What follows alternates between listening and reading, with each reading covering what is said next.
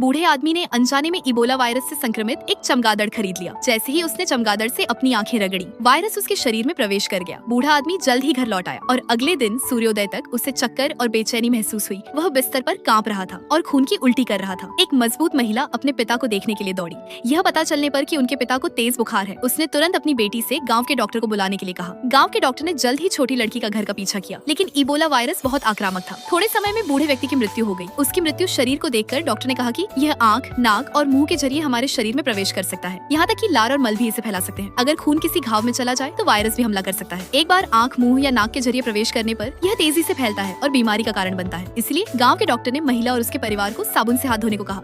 यहाँ तक कि उनके नाखूनों को भी धोना जरूरी था। फिर गाँव के डॉक्टर ने सुरक्षा दल को बुलाया। वे कीटाणुनाशक लाए और सुरक्षात्मक कपड़े पहनाने के बाद वे उस घर में आए जहाँ बूढ़े व्यक्ति की मृत्यु हुई थी। उसके कपड़ों को कीटाणु रहित करने के लिए स्प्रे का इस्तेमाल किया। बूढ़े व्यक्ति को एक विशेष सीलबंद थैले में रखा, उसे दफनाने के लिए निर्दिष्ट स्थान पर भेज दिया। यहाँ तक कि घर में बूढ़े व्यक्ति द्वारा इस्तेमाल की गई हर चीज को जला दिया गया। इबोला वायरस की लंबी ऊष्मायन अवधि के कारण पेशेवर चिकित्सा कर्मचारी समय समय पर रिकॉर्ड करने और मापने के लिए आते थे। ऐसा मत सोचो कि दिन प्रतिदिन समय बीत रहा है। परिवार सुरक्षित और स्वस्थ है, लेकिन महिला को अचानक सिर दर्द हुआ। पति मजबूत था और महिला को एक अलग उपचार क्षेत्र में ले जाना चाहता था, लेकिन बेटी अपनी माँ को अपने पास से जाने के लिए सहमत नहीं थी। अपने माता पिता के अनुनय के तहत बेटी ने आखिरकार अपनी माँ को अलग उपचार क्षेत्र में भेज दिया, जिसके बाद महिला का यहाँ इलाज शुरू हुआ। हालांकि जिस लड़की को अपनी माँ की याद आती थी वह उसे देख नहीं सकती थी, वह अपनी माँ से फोन पर बात कर सकती थी। दिन प्रतिदिन के उपचार के साथ महिला का शरीर धीरे धीरे ठीक हो गया। वह लड़की से मिलने और बातचीत करने के लिए आंगन में आ सकी। महिला के पूरी तरह ठीक होने में ज्यादा समय नहीं लगा। परिवार ने खुशी खुशी एक दूसरे को गले लगाया। वायरस के संक्रमण से बचने के लिए डॉक्टर ने गाँव वालों से भी साफ सफाई पर ध्यान देने, बार बार हाथ धोने को कहा ताकि वे इबोला का प्रभावी ढंग से विरोध कर सके।